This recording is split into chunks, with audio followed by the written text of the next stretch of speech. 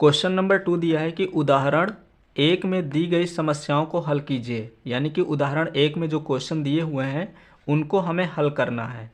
तो उदाहरण 1 में जब उसको क्वेश्चन में स्टेटमेंट पूरा उसी तरह से लिखना है, पहले वाले का और दूसरे वाले का। फिर ये जो इस प्रकार से समीकरण, द्विघात समीकरण बनेंगे तो इनको हमें हल करना है। तो पहला वाला हम हल करेंगे।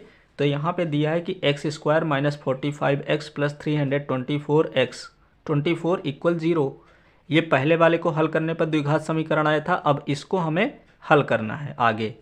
यहाँ तक तो हल दिया हुआ था और इसके आगे हमें सॉल्व करना है। तो सबसे पहले देखेंगे पहला नंबर कि x square minus 45x plus 324 equal 0 है।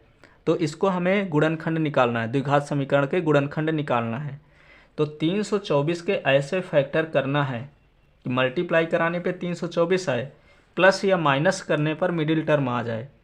तो ऐसा नंबर है 36 इंटू 9। अगर हम 36 का इंटू 9 के साथ करते हैं तो 324 आ जाएगा। और अगर 36 को 9 के साथ ऐड करते हैं तो ये मिडिल टर्म यानी कि 45 आ जाएगा। तो इसमें हम लिखेंगे एक्स स्क्वायर माइनस 45x को हम लिखेंगे 36x प्लस 9x। यहाँ पे हमें ब्रैकेट लगाना होगा। तो ब्रैकेट के क्योंकि यहाँ पे माइनस है तो ब्रैकेट इसलिए हम यहाँ पे ब्रैकेट लगाएंगे। प्लस का 324 है तो 324 लिख दिया, इक्वल में 0। तो ये हो जाएगा एक्स स्क्वायर, माइनस अंदर जाएगा तो ये माइनस का 36x हो जाएगा। ये माइनस और प्लस होता है माइनस 9x हो जाएगा। 324 को हम चाहें तो इस प्रकार से भी लिख सकते हैं कि 36 इंटू 9, ताकि यहाँ से 9 कॉमन हो सके। अब उसी तरह से पेयर बनाना है, पेयर बनाने के बाद कॉमन लेना है। तो इन दोनों में से x कॉमन आ जाएगा तो बचेगा x माइनस 36, और इन दोनों में से 9 कॉमन दिख रहा है तो ये हो जाएगा x माइनस 36 और इक्वल में 0 है तो 0 लिखेंगे। अब एक ब्रैकेट में x माइनस 36 और दूसरे ब्रैकेट में होगा x माइनस 9 और इक्वल में 0।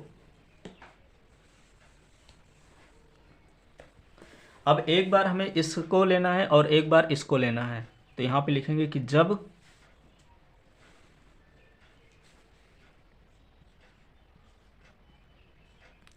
x माइनस 36 इक्वल 0 तो x की वैल्यू यहाँ से आ जाएगी 36, क्योंकि माइनस 36 है, इधर आएगा तो प्लस का 36 हो जाएगा। इसी प्रकार से जब x माइनस 9 इक्वल 0 तो x की जो वैल्यू हो जाएगी वो हो जाएगी यहाँ पे 9, क्योंकि माइनस का 9 है तो इधर आ गया प्लस का 9। तो क्वेश्चन नंबर उदाहरण नंबर पहले में दिया हुआ था कि हमको बताना था यहाँ पे कि खिलौनों की संख्या, सॉरी यहाँ पे बताना था कि आरंभ में उनके पास कितने कितने कंचे थे। तो यहाँ पे लिखेंगे अतः आरंभ में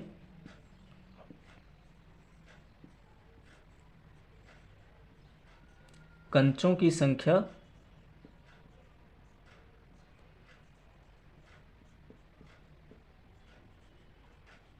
कंचों की संख्या 9 और 36।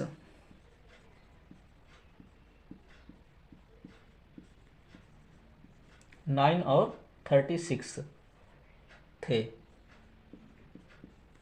बस ये हो गया हमारा आंसर। इतना हमको सॉल्व करना था। उदाहरण नंबर 1 में जो समस्याएं दी थी वो यहाँ तक सॉल्व थी, इसके आगे हमें सॉल्व करके निकालना था। तो पहला पार्ट यहाँ से कंप्लीट हो गया। अब हमको सॉल्व करना है दूसरा पार्ट, तो इसको भी सॉल्व कर लेते हैं।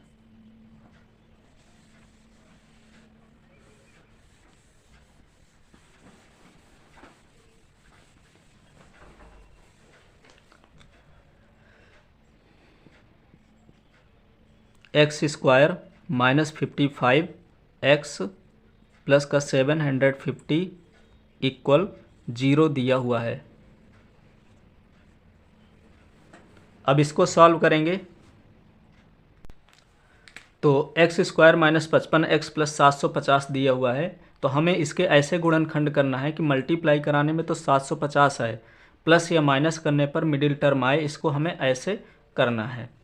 तो अगर हम यहाँ पे देखेंगे तो 75 लिखा हुआ है, 750 दिया है, तो 75 को हम इस तरह से लिख सकते हैं कि 25 इंटू 3, पर ये 750 है तो हम इसको ऐसे भी लिख सकते हैं कि 30 का मल्टीप्लाई अगर 25 से कराते हैं तो 75 हो जाएगा।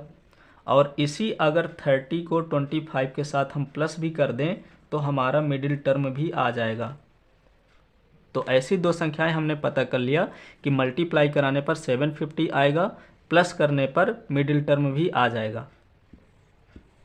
तो इसको हम ऐसे लिखेंगे कि एक्स स्क्वायर माइनस 55x को लिखेंगे 30x प्लस 25x, प्लस का 750 है तो इसको भी चाहें तो हम ये अलग अलग लिख दें या तो ऐसे ही लिख दें। एक्स स्क्वायर, ये माइनस अंदर जाएगा तो 30x हो जाएगा, ये माइनस और प्लस माइनस हो जाएगा और ये 25x हो जाएगा। 750 को चाहें तो हम इस तरह से अलग अलग लिख सकते हैं कि 25 इंटू 30, क्योंकि मल्टीप्लाई कराएंगे तो वही आएगा। और यहाँ से हमें दिख भी रहा है कि दोनों में से 25 कॉमन भी हो जाएगा। अब इनका पेयर बनाएंगे, पेयर बनाने के बाद कॉमन लेंगे, तो यहाँ से दोनों में से x कॉमन हो जाएगा, तो x माइनस 30, इनमें से दोनों में से देखेंगे तो 25 यहाँ है, 25 यहाँ है, पर साइन जो इसके आगे लगा होगा वही कॉमन लेंगे। यहाँ से 25 कॉमन चला गया तो x बचेगा। अगर हम माइनस कॉमन लेते हैं तो प्लस वाला जो होता है वो माइनस आ जाता है। 25 तो कॉमन चला गया, बचा 30 और इक्वल में 0। तो इस प्रकार से एक ब्रैकेट में हो जाएगा x माइनस 30 और दूसरे ब्रैकेट में हो जाएगा x माइनस 25 और इक्वल में 0। तो ये हमारे दो गुणनखंड आ गए। इससे हम x का मान निकालेंगे, तो लिखेंगे जब x माइनस 30 इक्वल 0, तो x की जो वैल्यू हो जाएगी वो हो जाएगी 30। इसी तरह से जब x माइनस 25 इक्वल 0, तो x की जो वैल्यू हो जाएगी वो हो जाएगी 25। तो हमें यहाँ पे x के दो मान प्राप्त हो गए। तो इस प्रकार से यहाँ पे जो खिलौनों की संख्या होगी वो 25 हो जाएगी। अतः खिलौनों की संख्या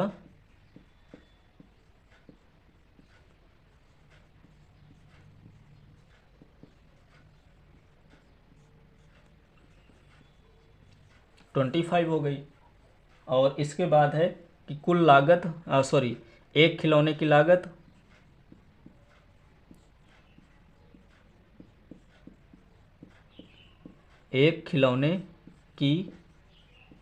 लागत जो होगी वो हो जाएगी 30।